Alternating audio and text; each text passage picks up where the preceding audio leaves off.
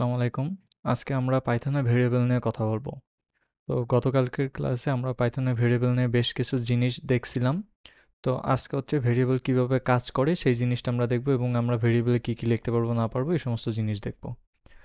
তো সর্বপ্রথম আমরা দেখিনি মানে জাস্ট একটু থিওরি, কেননা একটু পরে আমরা প্র্যাকটিক্যালে চলে যাব। ভেরিয়েবল মূলত 3 ধরনের হয়, যেমনটা এখানে দেখতে পাচ্ছেন মাই নেম।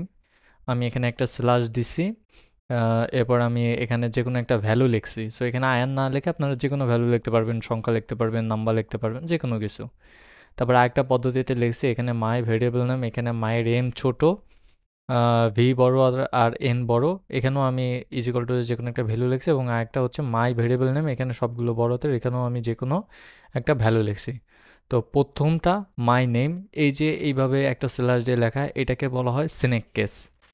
এবং দ্বিতীয়টা, প্রথমটা ছোট হাতের এবং পরেরগুলো বড় হাতের, এটাকে বলা হয় ক্যানেল কেস। এবং তৃতীয়টা, প্রথমটা মানে সবগুলো অক্ষরের মানে ওয়ার্ডের প্রথমটা বড় হাতের, এটার বলা হয় প্যাসকেল কেস। তো তিন ধরনের পদ্ধতি, একটা হচ্ছে সিনেক কেস, ক্যামেল কেস, আর হচ্ছে প্যাসকেল কেস। তো ভেরিয়েবল চাইলেই আমরা যে কোনো কিছু লিখতে পারি না, ভেরিয়েবল লেখার একটা নির্দিষ্ট পদ্ধতি আছে, ঠিক আছে? তো এইখানে যেগুলো লেখা যাবে না আমি সেইগুলোর একটা লিস্ট করছি। এছাড়াও আর অনেক পদ্ধতি আছে, যেমন প্রথমে নাম্বার লেখা যাবে না ভেরিয়েবলের ক্ষেত্রে। আমরা প্রথমে কোনোভাবেই নাম্বার লিখতে পারবো না।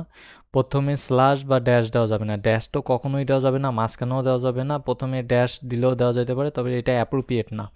এভাবে কেউ কখনো ব্যবহার করে না এবং আমরাও করবো না, এতে বিভিন্ন ধরনের সমস্যা হতে পারে এবং পরবর্তীতে ইরোড আসতে পারে। প্রথমে আমরা এই যে ভ্যালুগুলো, অর্থাৎ এই যে hash, at the rate of, ঠিক আছে, এই সমস্ত ভ্যালুগুলো আমরা ব্যবহার করব না। আমরা সাধারণত মানে আমরা যারা লিখে থাকি, আমরা সাধারণত সিনেক কেসে এই ভ্যালুগুলো লিখে থাকি। তো আমরা আমাদের রেপ্লিটে চলে যাই।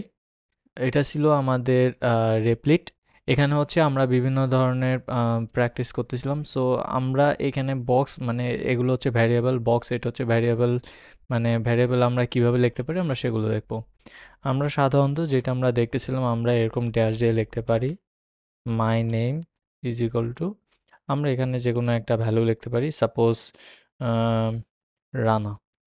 অ্যাগেন আমরা চাইলে এভাবেও লিখতে পারি my name is equal to Riya. এবং আমরা চাইলে এভাবেও লিখতে পারি my name is equal to Akash. এখানে আমি 3 ধরনের ভেরিয়েবল লিখছি। প্রথমটা হচ্ছে সিনেক কেস, এটা হচ্ছে প্যাসকেল কেস, এবং এটা হচ্ছে ক্যামেল কেস। তো এই 3 ধরনের এই ভেরিয়েবল আমি এখানে লিখলাম। তো আমি এখানে নাম্বারও যুক্ত করতে পারবো, যেমন 1, 2, 3 আমি এখানে নাম্বার যুক্ত করতে পারবো।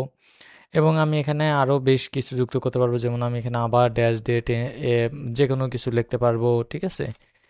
এগুলো লিখতে পারবো, কিন্তু আমরা কখনোই এই নামের মাঝখানে এরকম একটা হাইফেন দিতে পারবো না। যদি আমরা হাইফেন দিই তাহলে এটা রং হয়ে যাবে, এটা ভুল হয়ে যাবে। যেমনটা দেখতে পাচ্ছেন হাইফেন দেওয়ার সাথে সাথে এখানে একটা লাল কালার চলে আসছে, এবং এখানে দেখতে পাচ্ছেন যে এখানে একটা ইরোর কিন্তু শো করতেছে, একটা ইরোর কিন্তু দেখাচ্ছে, অর্থাৎ এখানে হাইফেন দেওয়া যাবে না। আমরা যদি রান করি সেক্ষেত্রে হচ্ছে ইরোর আসবে। এটা দেখতে পাচ্ছেন যে সিনটেক্স ইরোর, এবং এখানে দেখতে পাচ্ছেন যে কত নম্বর লাইন ইরোর আসছে, লাইন নম্বর 14। এখানে লিখেও দিছে যে মাই নেম 3, এই লাইনটা ইরোর। সো আমরা এইভাবে লিখতে পারি না, এভাবে লেখা সম্ভব না। আমরা চাইলে প্রথমে নাম্বার দিয়েও লিখতে পারি না, এটাও যদি রান করি তাহলেও এটা ইরোর চলে আসবে। যেমনটা দেখতে পাচ্ছেন এই যে এখানেও লাইন নম্বর 14, প্রথমে আমরা নাম্বার দিয়ে লিখছি, এই কারণে এটাও ইরোর আসছে। সো আমরা চাইলে নাম্বার দিয়েও লিখতে পারি না।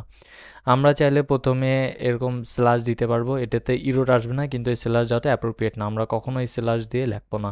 আমরা চাইলে প্রথমে ডটও দিতে পারি না, এটাও ইরোর চলে আসে। এখানে দেখেই বুঝতে পারছেন যে এটা লাল হয়ে গেছে, তার মানে এটাও একটা ইরোর।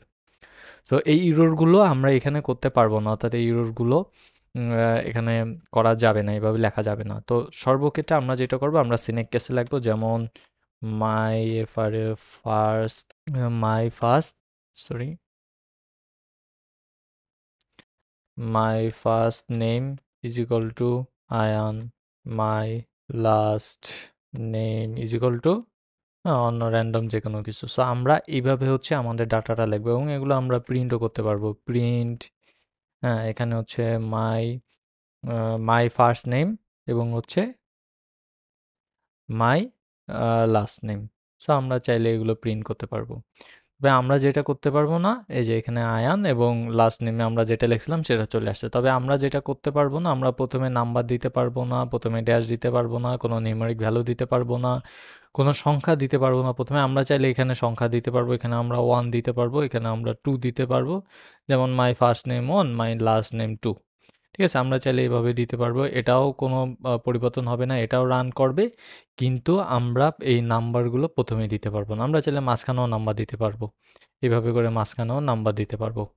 ঠিক আছে? সো এটাও কোনো সমস্যা না। তো এই ছিল ভ্যারিয়েবল নিয়ে কথাবার্তা। তো ভ্যারিয়েবল মূলত এভাবেই আমরা বিভিন্ন ধরনের পদ্ধতিতে ডিফাইন করে লিখে থাকি এবং আমাদের কাজের সাথে সামঞ্জস্য করে ভ্যারিয়েবল লিখে থাকি। ধরেন আমরা এখানে একটা নাম নেব, সেই ক্ষেত্রে মাই ফার্স্ট নেম এভাবেই আমরা ভ্যারিয়েবল লিখি, যে কোনো কিছু জাস্ট বক্স বা এরকম কোনো কিছু লিখি না। তো যেই ভ্যালুর সাথে সামঞ্জস্য রাখাও ভ্যারিয়েবল লেখা, এটাও কিন্তু অনেক গুরুত্বপূর্ণ। সো এটাও আমরা করে থাকি। তো দেখা হচ্ছে সামনের ভিডিওতে। আল্লাহ হাফেজ।